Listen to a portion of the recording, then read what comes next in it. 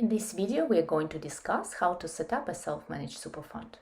There are 11 steps involved overall, and we're going to cover step 1 in this video, how to choose a self-managed super fund structure. Your structure needs to suit all member circumstances. You need to decide if you're going to have a single member fund or a multiple member fund. You also need to decide whether you're going to have individual trustees or a corporate trustee.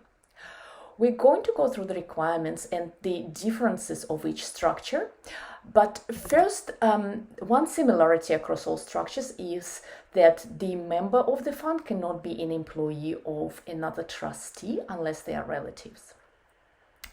So, a single member fund structure with an individual trustee must have 2 trustees. Even if you have 1 member, you still must have 2 trustees, and 1 trustee must be the fund member.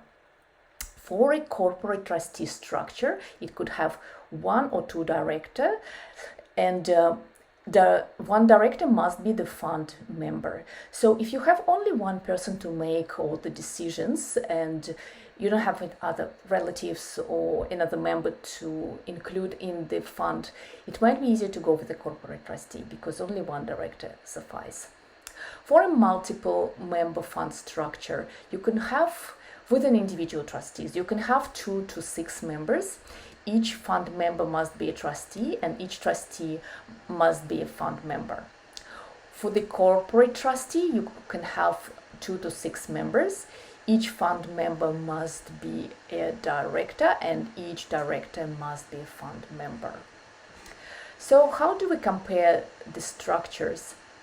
The establishment costs are lower for the individual trustee. However, the corporate trustee is slightly easier to administer. For example, if a trustee dies or leaves, if they are individual trustees, you must appoint another trustee very quickly so that the fund could continue to operate. For a corporate trustee, it can continue operating with 1 director, so that's much easier. Also, the ownership of the fund assets. If you have like a property owned by a self-managed super fund with an individual trustee, it would sound like Mr. Jones as trustee for the super fund, or Mr. and Mrs. Jones as trustees for the super fund. And if trustees change, if they invite another member, you actually have to change the name on the title. Every change of the trustee triggers the change of the title, which is costly and time consuming. With the corporate trustee, all you need to do is just update ISIC and the ATO of the change of the directors. You don't need to change anything on the title, so it's a little bit easier to administer.